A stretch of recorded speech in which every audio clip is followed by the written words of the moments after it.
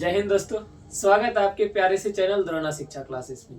तो कैसे हैं आप लोग? उम्मीद करता हूं कि आप लोग बिल्कुल स्वस्थ होंगे। तो आज की इस वीडियो में लेके आप लोगों के लिए चैप्टर 2 का जो है हिंदी का क्वेश्चन आंसर, जो कि एक ही शॉट में जो है इसको पूरा करने वाले हैं। तो आप लोग इस वीडियो को पूरा देखिएगा। तो चलिए शुरुआत करते हैं।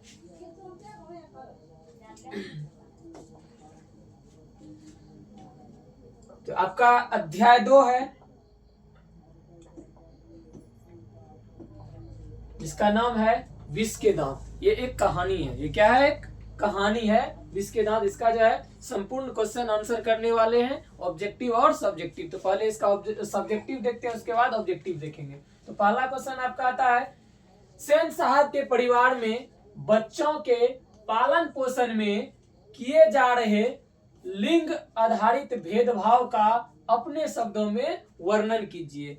जब ये कहानी आप लोगों ने पढ़ा होगा तो इसमें जो है लिंग के आधार पर भेदभाव जो है ना उस घर में किया जाता था, कि बेटों को जो है पूरी आजादी होती थी और बेटियों को जो है पूरा सख्त नियम रहता था बेटियों के लिए। तो आंसर है, सेन साहब के घर में बच्चों के पालन पोषण में लिंग के अनुसार भेदभाव किया जा रहा था। उनकी लड़कियों के लिए पढ़ने, खेलने एवं हंसने के लिए अलग नियम बनाए गए थे, जबकि उसके बेटे कासू के लिए अलग नियम था। बेटी के लिए जो है अलग नियम था और बेटे के लिए अलग नियम था। बेटों को एकदम पूरी आजादी थी खेलने के लिए, हंसने के लिए, कुछ भी करने के लिए, लेकिन बेटियों को जो है पूरा दबा के रखा जाता। उसको खुल करके हंसने दिया जाता था और ना उनको खुल करके जो है कुछ भी करने का आजादी था, ना वो पढ़ने का आजादी उनको दिया जाता था। चलिए अगला क्वेश्चन है, खोखा किन मामलों में अपवाद था? खोखा जो था, ये सेन साहब का जो बेटा था, ये किन मामलों में अपवाद था? तो आंसर है, सेन साहब का बेटा कासू घर में बनाए गए नियमों के मामलों में अपवाद था। उसके घर में जो नियम बनाया गया था उसके मामले में जो है खोखा अपवाद था। मतलब कि उसको कहा कुछ जाता था, वो अपने मन से उसका जो मन होता था वही करता था। कहता हुआ हमेशा अपने मन के अनुसार ही कार्य करता था। वो अपने मन, उसका मन जो चाहेगा वही करता था। पर लड़कियों को ऐसी आजादी नहीं थी। लड़की को ऐसी आजादी नहीं थी। ये आंसर जो है आप लोग अगर बिहार बोर्ड में आएगा तो आसानी से लिख सकते हैं। अगला क्वेश्चन आपका आता है, सेन साहब दंपति खोखा में कैसी संभावनाएं देखते थे और उन संभावनाओं के लिए उन्होंने उनकी कैसी शिक्षा तय की थी? मतलब कि सेन साहब ने जो है खोखा के लेकर कैसी सपना उन्होंने देखा था, तो उनके बारे में जानते हैं। तो आंसर है, सेन साहब और उनकी पत्नी खोखा को इंजीनियर या बिजनेसमैन बनाना चाहते थे। सेन साहब जो थे वो अपने बेटा को जो है बिजनेसमैन या इंजीनियर बनाना चाहते थे। इसके लिए सेन साहब ने अपने बेटे को स्कूल ना भेजकर घर पर ही शिक्षा देने के लिए तय कर लिया था। उन्होंने ये तय कर लिया कि हम बेटे को स्कूल नहीं भेजेंगे, घर पर ही शिक्षा देकर उसको क्या बनाएंगे? बिजनेसमैन बनाएंगे या तो इंजीनियर बनाएंगे।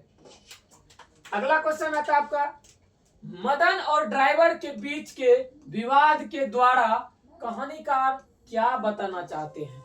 मदन और उसका जो ड्राइवर था, दोनों के बीच जो विवाद हुआ था उसको लेकर जो है ये कहानीकार क्या बताना चाहते हैं? तो इसका सिंपल सा आंसर है, मदन और ड्राइवर के बीच के विवाद के द्वारा जो है कहानीकार यह बताना चाहता है कि महल वाले कभी यह नहीं चाहते कि झोपड़ी वाले के बच्चे उनके कीमती सामानों के आसपास भी भटके। मतलब जो महल वाले होते हैं, जो बड़े लोग होते हैं, वो जो है कभी नहीं चाहते हैं कि गरीबों का बच्चा जो है मेरे कीमती सामानों के आसपास भटके। तो अगला क्वेश्चन पे चलते हैं। अगला क्वेश्चन आपका आता है, कासू और मदन के बीच झगड़े का कारण क्या था? कासू जो था, जो सेन साहब का बेटा है, और ये मदन जो है एक गिरधर लाल है नाम का, जो कि उसके यहाँ नौकरी करता था। तो तो उसका बेटा है, दोनों के बीच जो है लड़ाई हो जाता है। उसका क्या कारण था? कहता इस प्रसंग के द्वारा लेखक क्या दिखाना चाहते हैं? इस प्रसंग के माध्यम से जो है ना लेखक क्या दिखाना चाहते हैं? तो आंसर है कासू और मदन के बीच झगड़े का कारण लट्टू का खेल था। मतलब लट्टू का खेल, गोल गोल लट्टू जो होता है रस्सी बांध के जो घुमाते हैं, वही लट्टू का खेल जो है इन दोनों बच्चे के बीच झगड़ा था। कहता इस प्रयोग के द्वारा लेखक यह बताना चाहता है कि झोपड़ी वाले लोग भी अपने अपमान का बदला ले सकते हैं। मतलब कि झोपड़ी वाला भी जो लोग है अपना अपमान का बदला ले सकते हैं। जो कि उसके कार के पास जब गया था ना ये मदन, तो ये तो गरीब था और उसके कार के पास जब गया था उसको भगा दिया गया था। तो वही बदला जो है मदन ने लट्टू नचाने के खेल में जो है कासू से लिया था। जैसा कि मदन ने कासू के दांत तोड़ कर लिया था। मतलब कि उसके कार के पास से जो भगा दिया था, जब इसके पास आया लट्टू नचाने के लिए, मांगने के लिए, तो इन्होंने क्या किया? उसका दांते तोड़ दिया। अगला क्वेश्चन पे चलते हैं। कहता है आपकी दृष्टि विष के दांत कहानी का नायक कौन है? विष के दांत जो है इस कहानी का नायक कौन है? तो इसका सिंपल सा आंसर है कि मेरी दृष्टि में इस कहानी का नायक मदन है। इस कहानी का नायक कौन है? मदन है। क्योंकि वह महल वाले सेन साहब से बिना डरे उसके ड्राइवर से लड़ जाता है। ये मदन जो था ये डरता नहीं था। वो जो है ये सेन साहब बड़े आदमी थे, लेकिन उससे बिना डरे जो है उसके ड्राइवर से ये लड़ जाता था। कहता और उसके बेटे को 2 दांत भी तोड़ देता है। सेन साहब के बेटे का जो है किसका? कासू का जो है इन्होंने 2 दांत भी तोड़ देता है। तो इसका जो इस कहानी का नायक जो कहा गया है वो कहा गया किसको? मदन को कहा गया है। याद रखिएगा। तो ऐसा अगर क्वेश्चन आएगा तो आप लोग बिहार बोर्ड में एकदम आराम से अच्छे से लिख दीजिएगा। अगला क्वेश्चन आता है कासू का चरित्र चित्रण करें। कासू जो था उसका चरित्र चित्रण करने के लिए बोल रहा है।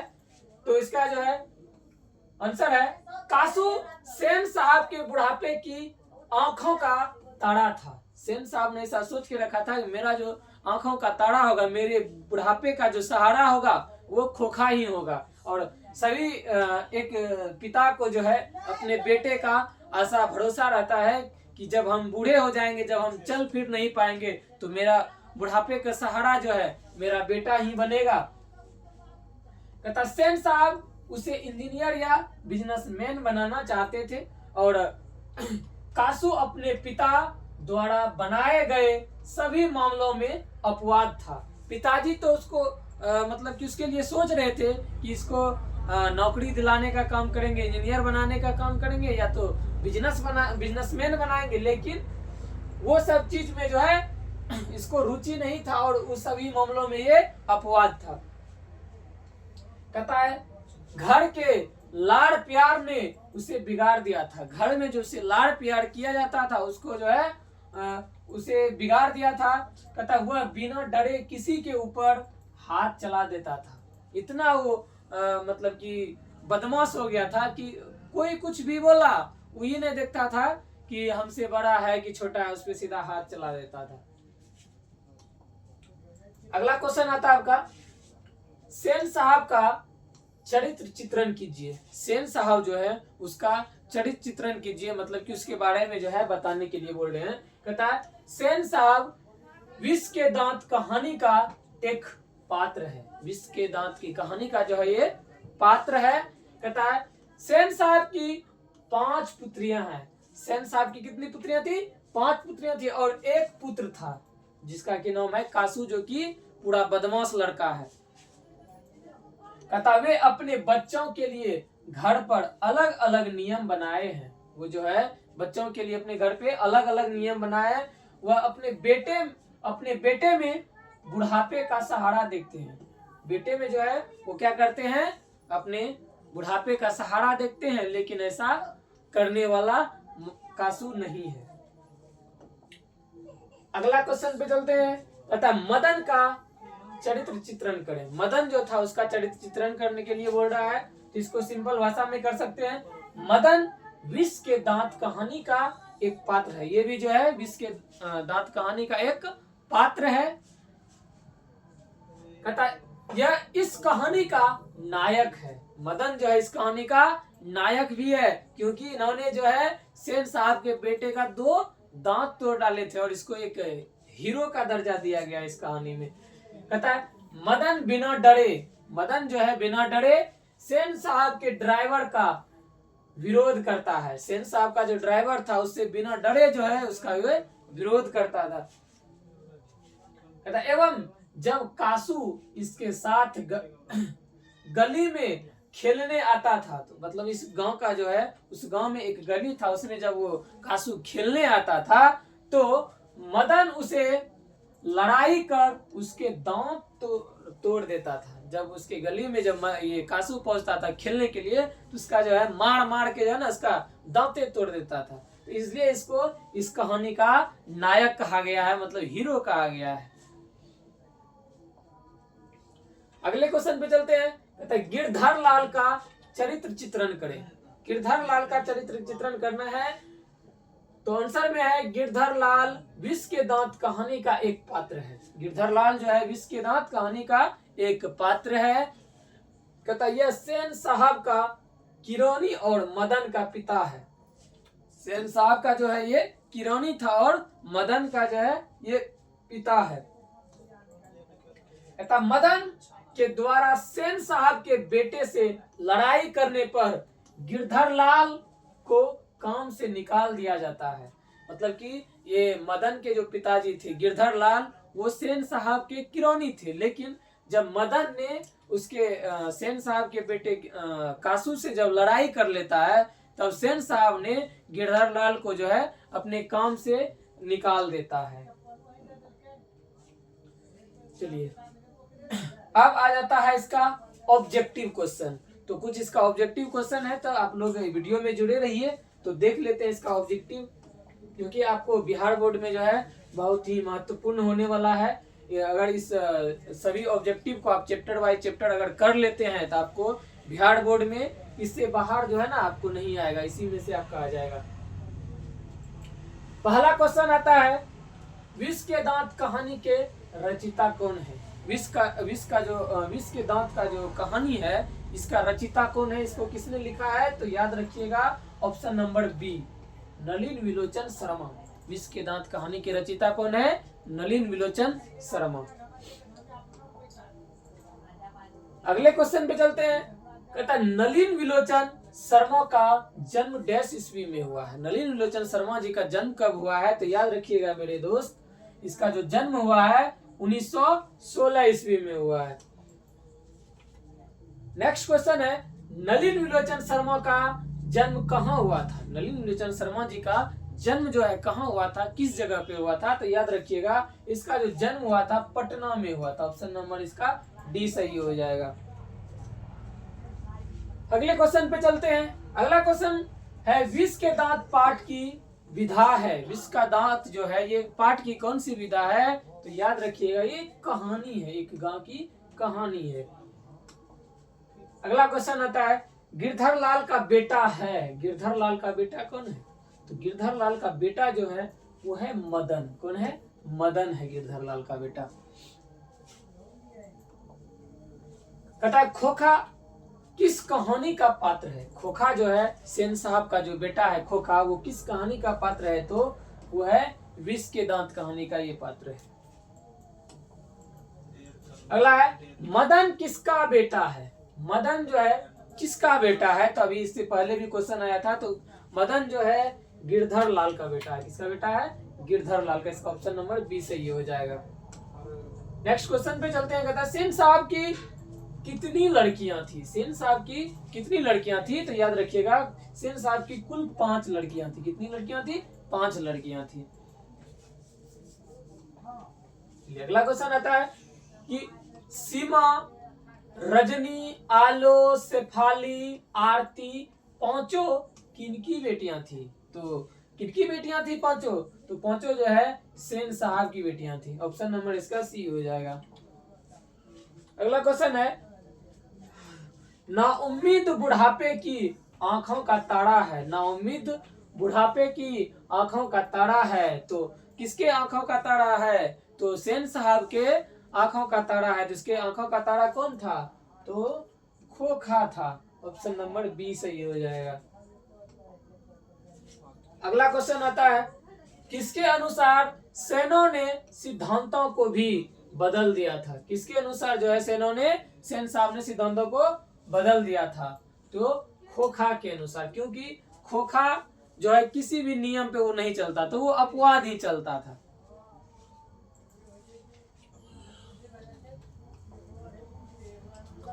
कहता है, खोखा के दांत किसने तोड़े थे? खोखा का जो दांत तोड़ा था वो किसने तोड़ा था? तो याद रखिएगा, मदन ने जो है खोखा का 2 दांत तोड़ दिया था। अगला क्वेश्चन आता है, सेन साहब की कार की कीमत है। सेन साहब की जो कार था उसका कितना कीमत है? तो याद रखिएगा, सेन साहब की कार की जो कीमत था वो 7,500 यानी कि 7,500 रुपया दाम था उसके कार की कीमत। ये ऑप्शन नंबर ए याद रखिएगा। अगला क्वेश्चन आता है, सेन साहब की आंखों का तारा कौन है? सेन साहब की आंखों का तारा जो था उसका बेटा था, जिसका नाम था खोखा। अगला क्वेश्चन आता है, मोटर को कोई खतरा हो सकता था। उसका जो सेन साहब का जो मोटर कार था उस पे अगर खतरा हो सकता था तो वो हो सकता था, किससे हो सकता था? तो खोखा से हो सकता था। अगला क्वेश्चन कहता है, लड़कियां तो पांचों बड़ी सुशील है। लड़कियां तो पांचों सुशील है, 5-5 ठहरी और 100 भी लड़कियां तहजीब और तमीज की तो जीती जगती मूरत ही है। उपयुक्त गद्यांश किस पाठ का है? ये जो गद्यांश है, ये बात जो कही गई है किसमें कही गई है? तो ऑप्शन नंबर सी हो जाएगा। विष के दांत में जो है ये गद्यांश का चित्रण किया गया है। अगला क्वेश्चन आता है, सेन साहब की नई मोटर कार किस रंग की थी? सेन साहब का जो कार था वो किस रंग की थी? याद रखिएगा, काली रंग का उसका कार था। बी नंबर सही हो जाएगा ऑप्शन इसका। अगले क्वेश्चन पे चलते हैं। कहता है, महल और झोपड़ी वालों की लड़ाई में अक्सर महल वाले ही जीतते हैं। इस गद्यांश के लेखक कौन है? तो इस गद्यांश के लेखक कौन है? तो याद रखिएगा, नलिन विलोचन शर्मा जो है इस गद्यांश के लेखक है। अगला क्वेश्चन आता है, विष के दांत कहानी किस वर्ग के अनेक अंतर्विरोधों को उजागर करती है? तो किस मध्यम के वर्ग के लिए जो है उजागर करती है? तो याद रखिएगा, मध्यम वर्ग के लिए। ऑप्शन नंबर बी इसका सही हो जाएगा। अगले क्वेश्चन पे चलते हैं। कहता है, सेन साहब अपने बेटे खोखा को क्या बनाना चाहता था? सेन साहब जो है अपने बेटा खोखा क्या बनाना चाहता था? तो बिजनेसमैन और वो इंजीनियर बनाना चाहता था। यहाँ जो है ये थोड़ा सा गलत हो गया है, तो यहाँ हो जाएगा बिजनेसमैन हो जाएगा। ठीक है, बिजनेसमैन या उसको इंजीनियर बनाना चाहते थे। ऑप्शन नंबर जो है सी इसका सही हो जाएगा। चलिए अगले क्वेश्चन पे चलते हैं। कहते हैं, सेन साहब की नई मोटर कार की पिछली बत्ती का लाल शीशा किसने चकनाचूर कर दिया था? सेन साहब का जो कार था उसके पीछे का जो है लाल बत्ती जो बल्ब लगा रहता है उसको किसने चकनाचूर कर दिया था? तो उसको जो है मदन ने चकनाचूर कर दिया था, तोड़ फोड़ दिया था, क्योंकि उससे लड़ाई हुआ था जिसके कारण उसके कार का ही जो है ना पीछे का बल्ब सबको तोड़ फोड़ दिया था। अगला क्वेश्चन है, खोखा जीवन के नियम का अपवाद था और यह अस्वाभाविक नहीं था कि वह घर के नियमों का भी अपवाद हो तथा यह गद्यांश किस पाठ का है? तो ये जो है विष के दांत का है। किसका है? विष के दांत का है। अगला क्वेश्चन है, खोखा के पिता हैं। खोखा के पिता कौन है? तो याद रखिएगा, खोखा के पिता जो है सेन साहब है।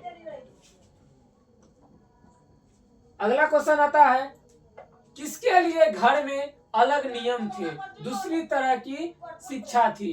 तो आप लोगों ने पहले भी हमने बताया है कि सेन साहब के घर में जो है बेटियों के लिए अलग नियम था, उसके लिए शिक्षा भी अलग थी। तो इसका आंसर क्या हो जाएगा, बेटियों के लिए। अगला क्वेश्चन आता है, ऐसे ही लड़के आगे चलकर गुंडे, चोर, डाकू बनते हैं। ऐसे ही लड़के जो है आगे चलकर गुंडे, चोर, डाकू बनते हैं। यह पंक्ति कहानी के किस पात्र ने कही है। इस कहानी का कौन पात्र है जो ये बात कहा था कि ऐसे ही लड़के आगे चलकर गुंडे, चोर, डाकू बनते हैं। तो सेन साहब ने कहा था। किसने कहा था, सेन साहब। इसका ऑप्शन नंबर बी सही हो जाएगा। तो खत्म हो गया। तो इस चैप्टर का जो है एक्सरसाइज 2 का जो है ये संपूर्ण ऑब्जेक्टिव था और सब्जेक्टिव जो है हम लोगों ने आपको कराया। तो इस वीडियो को पूरा देखने के लिए आपका बहुत बहुत धन्यवाद। अगर हमारे चैनल को आप सब्सक्राइब नहीं किए हैं तो सब्सक्राइब कर लीजिए, एक प्यारा सा लाइक कर दीजिएगा। और इस प्रकार के अगर वीडियो देखना चाहते हैं तो हमारी द्रोणा शिक्षा क्लासेस यूट्यूब चैनल पे जो है अपलोड रहेगा। और हम लोग जो है आप लोगों के लिए एकदम बेहतर से बेहतर सुविधा देने के लिए आ गए हैं। और इसी तरह का वीडियो जो है हम लोग लाते रहेंगे आप लोगों के लिए। तो आप लोग जो है एकदम जोरदार तैयारी कीजिए, बिहार बोर्ड में बढ़िया मार्क्स लाने का काम कीजिए।